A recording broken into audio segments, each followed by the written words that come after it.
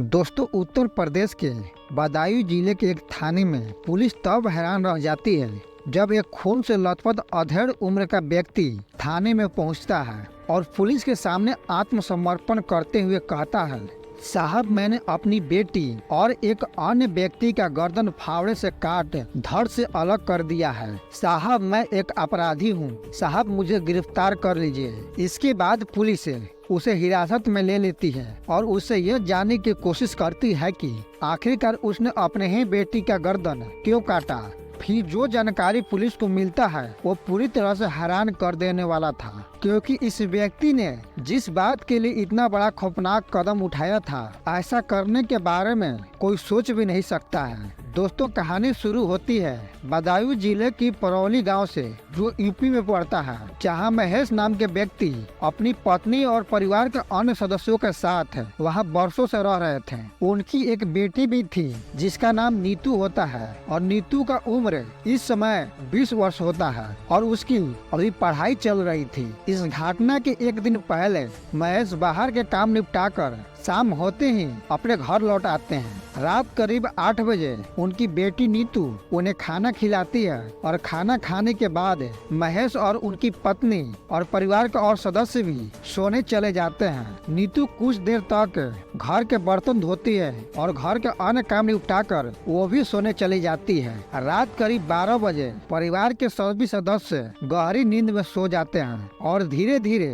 भोर का 4:30 बज जाता है और उसी समय नीतू के पिता महेश की नींद खुल जाती है और वो पेशाब करने के लिए कमरे से बाहर निकल बरामदे की तरफ चले जाते हैं। तभी उन्हें बरामदे की बगल वाले कमरे से किन्हीं दो लोगों की बातचीत करते हुए धीरे धीरे आवाज सुनाई देती है और वे धीरे धीरे करीब जाकर चुपके से देखने की कोशिश करते हैं, जहाँ वे देखते हैं कि दरवाजे के बाहर उनकी बेटी नीतू किसी अन्य लड़के के साथ आपत्तिजनक स्थिति में है और वे ये भी देखते हैं कि वो लड़का कोई और नहीं बल्कि पड़ोस का ही रहने वाला सचिन होता है। दरअसल दोस्तों, सचिन का भी उम्र इस समय 20 वर्ष हो रहा होता है और इसका नीतू के साथ प्रेम प्रसंग लगभग 2 सालों से चल रहा था। इन दोनों के रिश्तों के बारे में इन दोनों के परिवार वालों को पहले से ही मालूम था और दोनों के परिवार वालों को इनका रिश्ता बिल्कुल नामंजूर था। इसलिए दोनों के परिवार वाले दोनों को अपने अपने स्तर से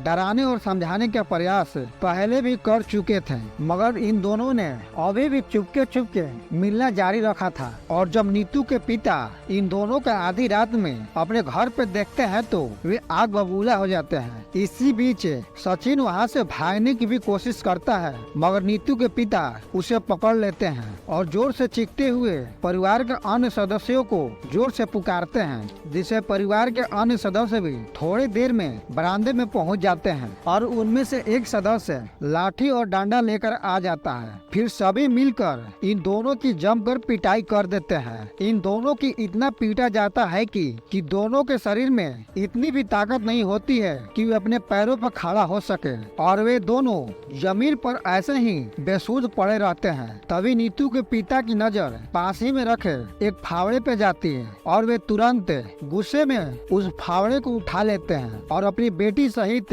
उसके प्रेमी का भी गर्दन धड़ से अलग कर देते हैं। नीतू के पिता के द्वारा ऐसा करते ही परिवार के अन्य सदस्य हैरान और परेशान हो जाते हैं। परिवार के कुछ सदस्य उन्हें ऐसा करने से रोकने की भी कोशिश करते हैं, मगर वे उन्हें रोकने में असमर्थ हो जाते हैं। इस घटना के तुरंत बाद परिवार के सभी सदस्य घर छोड़कर भाग जाते हैं, मगर नीतू के पिता ऐसा नहीं करते हैं। वे सुबह होने तक घर ही पर रहते हैं और अब तक नीतू के पिता का क्रोध ठंडा हो गया था और वे सुबह होते ही थाने में जाकर आत्मसमर्पण कर अपना जुर्म कबूल कर लेते हैं, जहां पुलिस अधिकारी ओपीसी उन्हें गिरफ्तार कर जेल में डालने का आदेश देते हैं और उन पर हत्या का मुकदमा दर्ज किया जाता है। वे अभी भी जेल में ही हैं। दोस्तों, नीतू के पिता ने यहाँ जो भी किया वे हमारे संविधान के हिसाब से गलत है। हमारा संविधान किसी के भी हत्या करने का अधिकार नहीं देता है, चाहे वे जुर्म कैसा भी क्यों ना हो। यहाँ नीतू के पिता गुस्से में अपना आपा खोकर वो गलती कर बैठा है जिसे किसी भी भारतीय को कभी नहीं करना चाहिए, क्योंकि हर भारतीय के लिए उसका संविधान सबसे बढ़कर होना चाहिए। ये हमारे देश का गौरव है। ऐसी स्थिति में हमें ठंडे दिमाग से काम लेना चाहिए और उस चीज का सही और उचित रास्ता निकालना चाहिए। बाकी आप नीतू के पिता के बारे में क्या सोचते हैं कमेंट कर जरूर बताएं। और यह हमारा प्रयास आपको थोड़ा भी पसंद आया है तो चैनल को लाइक एंड सब्सक्राइब जरूर कर दें। जय हिंद, जय भारत।